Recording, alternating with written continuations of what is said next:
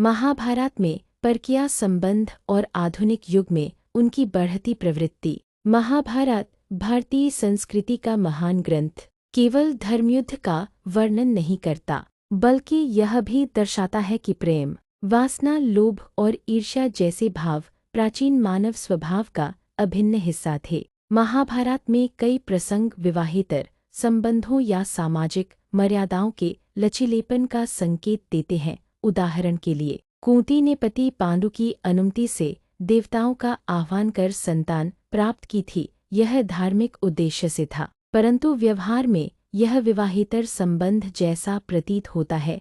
सत्यवती का पराशर मुनि से गुप्त संयोग भी इसी प्रकार का एक प्रकरण है। द्रौपदी का पांडवों से विवाह भी उस युग की सामाजिक व्यवस्था का अपवाद प्रस्तुत करता है। भानुमति और कर्ण का संबंध।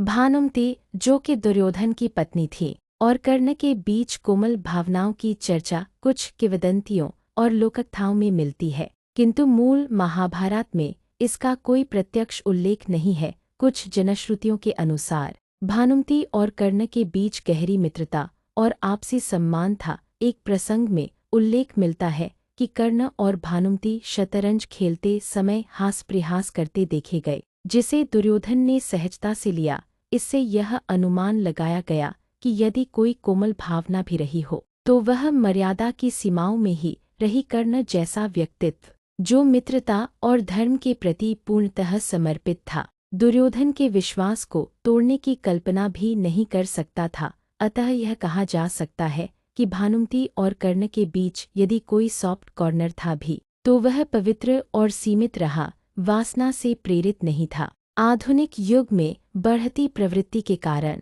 आज के समय में विवाहेतर संबंधों की बढ़ती घटनाओं के पीछे कई कारण जिम्मेदार हैं। एक, स्वतंत्रता का अतिरेक। व्यक्तिगत स्वतंत्रता की भावना ने जिम्मेदारियों के भाव को कमजोर किया है। 2, तकनीकी सुविधा। सोशल मीडिया ने नए संपर्कों को सहज बना दिया है, जिससे भावनात्मक संबंध शीघ्र विकसित होते हैं। 3, जीवन शैली में परिवर्तन।